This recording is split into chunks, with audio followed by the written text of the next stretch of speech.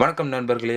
இந்த வீடியோவில் நம்ம எந்த படத்தை பற்றி பார்க்க போகிறோம்னா, நம்ம அஜித் சார் நடித்து மகிழ் திருமணி டைரக்ட் பண்ண படம் தான் விடாமுயற்சி. ஃபைனலாக தியேட்டர்ஸில் ரிலீஸ் ஆயிடுச்சு. அந்த படத்தை விட்டு மூவி ரிவ்யூவை தான் பார்க்க போகிறோம். இது முழுக்க முழுக்க ஏவ் டு பர்சனல் ஒப்பீனியன் தான். அந்த படம் பார்த்ததுக்கு பிறகு எனக்கு என்ன வந்துச்சு அப்படிங்கிறத மட்டும் தான் நான் சொல்ல போகிறேன். மறக்காமல் சேனலுக்கு யாராச்சும் புதுசாக வந்திருந்தீங்கன்னா மறக்காமல் சப்ஸ்கிரைப் பண்ணிடுங்க.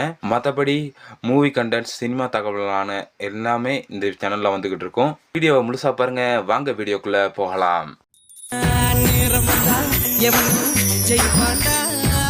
விடாமுயற்சி படத்தில் முக்கியமான கதை என்னன்னு பார்த்தீங்கன்னா, ஒரு ஹஸ்பண்ட் அண்ட் ஒய்ஃப் 2 பேருமே பிரிஞ்சு போகிற டைமில் கடைசியாக ஒரே ஒரு ட்ரிப் போகலாம் அப்படிங்கிற மாதிரி பிளான் பண்ணி ஒரு ட்ரிப்புக்கு போகிறாங்க. அதுக்கப்புறம் ஹீரோயின் கடத்தப்பட்டதுக்கு பிறகு ஹீரோ இந்த படத்தில் ஹீரோயினை கண்டுபிடிச்சாரா இல்லையா அப்படிங்கிறது தான் படத்தை விட்டு மீதி கதையாகவே இருக்குது.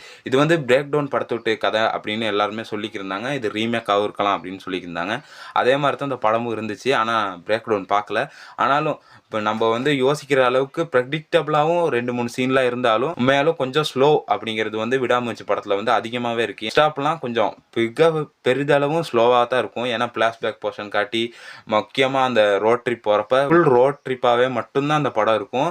அந்த படம் முடிகிற டைமில் மட்டும்தான் வேறு இடத்துக்கு போகிற மாதிரியே இருக்கும். மற்றபடி இந்த படம் ஒரு ஸ்லோ டவுன் படம் தான்.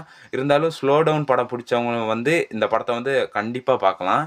மற்றபடி இந்த படத்தில் பார்த்தீங்கன்னா பாசிட்டிவ் அப்படின்னு சொன்னோம்னா அது எந்த மாற்று கருத்துமே இல்லாமல் சொல்லலாம். அது அஜித் சார் தான். உண்மையாலுமே தலை அவர்கிட்ட வேலையை சரியாகவே பர்ஃபெக்ஷனாக செஞ்சு முடிச்சிட்டாரு. பார்க்குறப்ப அவர்கிட்ட யங் வெர்ஷன்லாம் உண்மையாலுமே அவர் ரொம்ப மெனக்கட்டு அந்த யங் வெர்ஷனுக்காக எல்லாம் உடம்ப குறைச்சியெல்லாம் நடிச்சிருக்காரு. இப்போ பார்த்தீங்கன்னா சிவாவெல்லாம் தாண்டி வந்ததுக்கு பிறகு தான் அஜித் சார்கிட்ட வரிசைகள் முக்கியமாக மாற்றம் பெற்றிருக்குன்னு சொல்லலாம். இப்போ மகிழ் திருமேனி ஓரளவுக்கு காட்டிட்டாரு. ஒரு யங் வெர்ஷன் காட்டிட்டாரு. அடுத்து குட் பேட் அக்லிலையும் பார்க்கலாம். அந்த மாதிரி யங் வெர்ஷன் ஒரு ஃபோட்டோவை கூட நம்ம ரீசெண்டாக எல்லாருமே பார்த்துருந்துருப்போம். இருந்தாலும் மிகப்பெரிய பாசிட்டிவ் அவர் நடிப்பு ஒரு கேரக்டராக அவர் வின் பண்ணிட்டாருன்னு சொல்லலாம். அந்த படத்தில் பெருசாக இன்ட்ரோ சீன் ஒன்றுமே இருக்காது. பெரிய பில்டப் அப்படியெல்லாம் ஒன்றுமே இருக்காது. இந்த படத்தில் நார்மலான ஒரு கேரக்டர் எப்படி ரிவீல் ஆகுமோ அதே மாதிரி இந்த படத்தில் ரிவீல் பண்ணியிருப்பாங்க. நெக்ஸ்ட்டு பார்த்தீங்கன்னா அர்ஜுன் சார் வில்லத்தனமெல்லாம் அது ஒரு சட்டிலான வில்லத்தனமாக தான் இருக்கும். ஆனால் அவர் அஜித் சார் முன்னாடி காட்டுவாரானா அப்படிலாம் காட்ட மாட்டார்.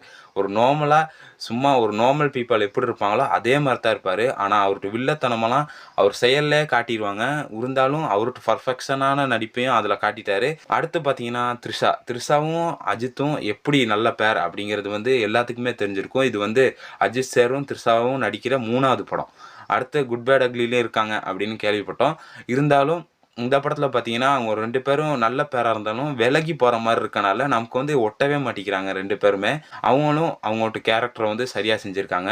அடுத்து பார்த்தீங்கன்னா ஆரவ் அப்படிங்கிறவர் நடிச்சிருக்காரு. அவர் பர்ஃபெக்ஷனாக உண்மையாலுமே நல்லாவே நடிச்சிருக்காருன்னு சொல்லலாம். இந்த படத்தில் முக்கியமான வில்லன் கேரக்டரில் அவரும் ஒருத்தராக வருவார். இருந்தாலும் அவர்கிட்ட கேரக்டரை கொடுத்த விதத்தில் அவர் நல்லாவே நடிச்சு கொடுத்துருந்தாருன்னு சொல்லலாம். அவர்கிட்ட வில்லத்தனத்தோட அந்த கார் சேஸ்லாம் உண்மையாலுமே நல்லா இருந்துச்சு. எனக்கு மிகப்பெரிய ஃபேவரட் விடாமுயற்சி படத்தில் ஏதாச்சும் ஒரு சீன் சொல்லுங்கள் அப்படின்னீங்கன்னா அந்த கார் சீன் நல்லா எடுத்திருப்பாங்க. அதை கண்டிப்பாக பார்க்கலாம். முக்கியமாக பார்த்தீங்கன்னா நிறைய ஃபைட் சீன்லாம் இருந்தாலும் அந்த ஃபைட் சீனுக்கான எலிவேஷன் கொஞ்சம் குறைவாக இருக்குது. ஆனால் கொஞ்சம் மீடியமாக இருந்தாலும் ஃபைட்லாம் நடக்குது. எலிவேஷன் குறைவாக இருக்குது. மற்றபடி பார்த்தீங்கன்னா அனிருத் வேலையை கணக்காகவே செஞ்சுருக்காரு. இந்த படத்துக்கெல்லாம் இப்படி அவரால் மியூசிக் போட இயலுமோ அந்த அளவுக்கு மியூசிக் போட்டிருக்காரு. அடுத்து பார்த்தீங்கன்னா படத்துட்டு நெகட்டிவ்னு பார்த்தீங்கன்னா இந்த படத்துட்டு ஸ்லோ தான். ஃபர்ஸ்ட் ஹாஃப்லேயே அவ்வளோ நேரம் படத்தை ஜவ்வு மாதிரி இழுத்தனால செகண்ட் ஹாஃபில் தான் இந்த படத்துட்டு ஒட்டுமொத்த கதையுமே ஓடுறதுனால இருந்தாலும் இந்த படத்தை நம்ம பார்த்துருவோம். எப்படியாச்சும் காசு கொடுத்தாச்சு பார்த்து தான் ஆகணும் அப்படிங்கிறப்ப நம்ம பார்த்தே ஆகணும் எல்லாத்தையும். இருந்தாலும் இந்த ஸ்லோவுக்கு மிகப்பெரிய காரணம் இந்த ஃபர்ஸ்ட் ஹாஃபாக இருக்குது.